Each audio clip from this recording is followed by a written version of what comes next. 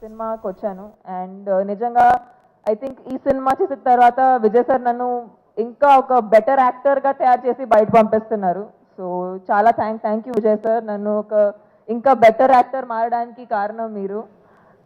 కాదు కాదు మీరు ఇది బికాజ్ అంటే ఈ ఈ ఫంక్షన్కి ఇలా రావటం కారణం ఏంటంటే ఇంత మంచి పాత్ర ఇచ్చారంటే ఆడియన్స్లో ఈ పాత్ర నిజంగా ఎలా ఉంటుంది అది చూపించడానికి నేను ఇలా ఈ ఫంక్షన్కి వచ్చాను. And it was nice to see people not recognizing me. That was very very nice. I was very happy to see that.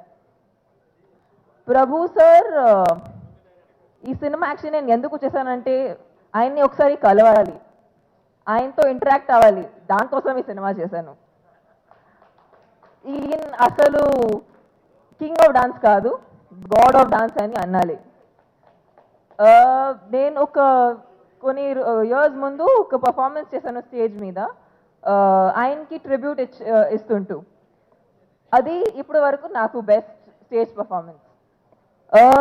Not because of the dance or not because of the what I did on stage, but ఆయన songs లో ఎంత power ఉంది, ఆయన చిన్న steps లో అంత power ఉంది, నేను ఇంత చేస్తే కూడా అంత అనిపిస్తుంది. So you are extremely inspiring and I'm lucky to have worked with you. And నేను అనుకున్నాను ఎంత గొప్ప మనిషి అంటే ఏదో స్పెషల్ ఎలిమెంట్ ఏదో ఉంటుంది, బట్ ఆయన ఎంత సింపుల్గా ఉన్నారంటే అదే ఆయన అందం అండ్ అదే ఆయన beauty. And the most inspiring part about him is really really nice person and that's what I have learned of him through this film. Sir మీరు ఇంకా డైరెక్షన్ చాలా బాగా చేస్తారు, మేమందరూ ఫ్యాన్స్, కానీ మీరు ఇంకా ఎక్కువ యాక్టింగ్ చేయాలి.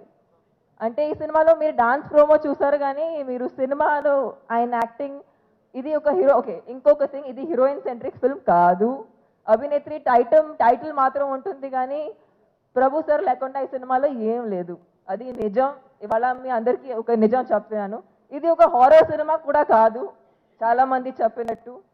Because it's very easy to confine films and say it's this genre, it's this, it's that, but I think cinema చూస్తేనే మీకు ఆ ఎక్స్పీరియన్స్ అనేది దక్కుతుంది. సో అంటే ఎక్కువ స్టోరీ గురించి చెప్పకుండా only I have to talk about everybody who's on the movie.